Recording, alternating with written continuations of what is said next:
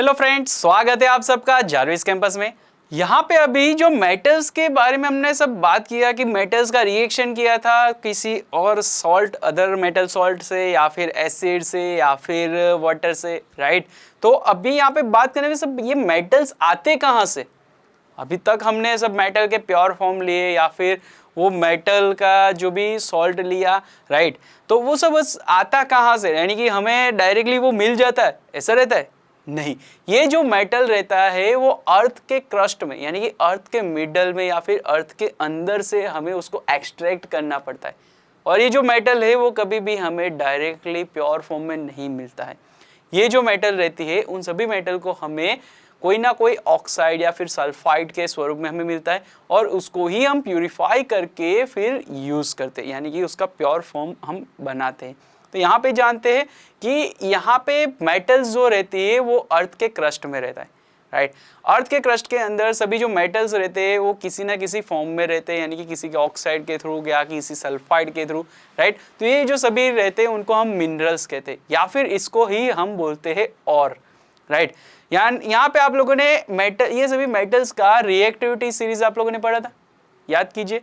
तो उसमें जो सबसे पहले मेटल्स के यहाँ पे जो भी लो फॉर्म थे, यानी कि लो ऑफ रिएक्टिव जो भी थे, कौन से वाले थे? तो कि सिल्वर, गोल्ड, कॉपर, राइट। ये सभी लो रिएक्टिविटी वाले जो मेटल थे वो हमें डायरेक्टली फ्री स्टेट में मिलते हैं।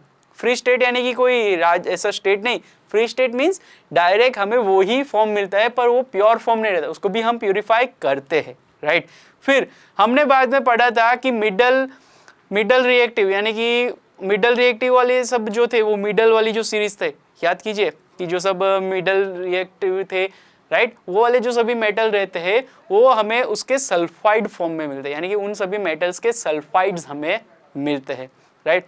और यहाँ पे ये जो सबसे स्ट्रॉन्ग वाले, सबसे ज्यादा रिएक्टिव वाले जो थे मेटल, उसके बारे में बात करते हैं। तो यहाँ पे जो सबसे हाई रिएक्टिव वाले मेटल थे, राइट, तो हमने बात किया था कि लो रिएक्टिविटी वाले जो मेटल है वो फ्री स्टेट में मिलते हैं। तो क्या ये भी फ्री स्टेट में मिलते होंगे? नहीं, यहाँ पे ये फ्री स्टेट में नहीं मिलते, ये हमें किसी ना किसी ऑक्साइड के थ्रू या फिर किसी कार्बोनेट के थ्रू हमें यहाँ पे मिलते।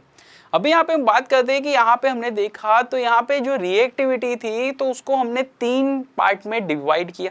तो वैसे ही यहाँ पे भी हम क्या करने वाले थे कि जो ओर्स ऑफ मेटल है उनको 3 पार्ट में यहाँ पे डिवाइड करते हैं। Metal of low reactivity, metal of middle reactivity and the metal of high reactivity. यानी कि हमने जो रिएक्टिविटी का सीरीज पढ़ा था उसके अंदर जो हाई रिएक्टिव वाले मेटल थे वो मेटल ऑफ हाई रिएक्टिविटी कहे जाएंगे। जो मिडल वाले थे, यानी कि ज्यादा रिएक्टिव भी नहीं और कम रिएक्टिव भी नहीं, वो वाले सभी मेटल्स को हम बोलेंगे metal of low reactivity. And the third one, सबसे कम रिएक्टिविटी वाले, यानी कि उनको हम बोलेंगे metal of low reactivity, right. तो अभी हम यहाँ पे चेक करने वाले कि ये तीनों रिएक्टिविटी वाले जो मेटल है, 3 टाइप वाले, उनका अगर हमें प्यूरिफिकेशन करना है तो इसके लिए आपके समक्ष यहाँ पे एक ग्राफ दिख रहा है। ग्राफ के अंदर आप देख रहे होंगे कि यहाँ पे हमें इन सबको 3 टाइप में बाइफरगेट किया है और ये तीनों टाइप के अंदर बाइफरगेट करने के बाद वहाँ पे उनका प्यूरिफिकेशन कैसे हो रहा है वो लिखा हुआ है, दिख रहा है आपको। तो सबसे पहले आप यहाँ पे देखिए कि जो ओर हमें मिलता है पृथ्वी में से, उनका सबसे पहले क्या करते हैं तो कि कॉन्सेंट्रेशन ऑफ ओर करते हैं, यानी कि उसको जो ओर होता है उसको प्योरीफाई करते। फिर यहाँ पे वो 3 पार्ट में डिवाइड किया जाता है। जैसे कि मेटल ऑफ हाई रिएक्टिविटी जो होता है उसको हम क्या करते हैं तो कि इलेक्ट्रोलिसिस ऑफ मोल्टेन ओर करते, यानी कि उसको मोल्टेन फॉर्म में यहाँ पे कन्वर्ट करते हैं। उसके बाद में उसको इलेक्ट्रोलिस के रिएक्शन के थ्रू ही उसका हम प्योर मेटल एक्सेप्ट कर पाते हैं। फिर यहाँ पे देखते हैं कि मेटल ऑफ मीडियम रिएक्टिविटी क्या है। तो कि मेटल ऑफ मीडियम रिएक्टिविटी जो रहते हैं वो हमें कार्बोनेट और सल्फाइड ओर के फॉर्म में मिलते हैं। जो कार्बोनेट ओर रहते हैं उनका हम कैल्सिनेशन करते हैं और फिर उसको हम उसको क्या करते हैं तो कि उसको ऑक्साइड ऑफ मेटल में कन्वर्ट करते हैं, यानी कि मेटल के ऑक्साइड में उसका कन्वर्जेशन करते।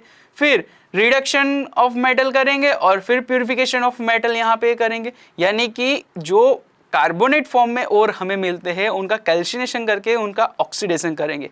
ऑक्सीडेशन के बाद रिडक्शन करना है, यानी कि ऑक्साइड फॉर्म हमें मिलेगा। अभी रिडक्शन आप लोगों ने पढ़ा था कि रिडक्शन क्या होता है तो कि ऑक्सीजन का कम होना या फिर हाइड्रोजन का एक्सेप्टेंस, राइट। यानी कि यहाँ पे हम ऑक्सीडेशन कम कर रहे हैं, इट मीन्स कि हम यहाँ पे बोल पाएंगे कि ऑक्सीडेशन कर रहे हैं, यानी कि ऑक्सीडेशन करने के बाद ही हमें यहाँ पे मेटल का प्योर फॉर्म मिलेगा।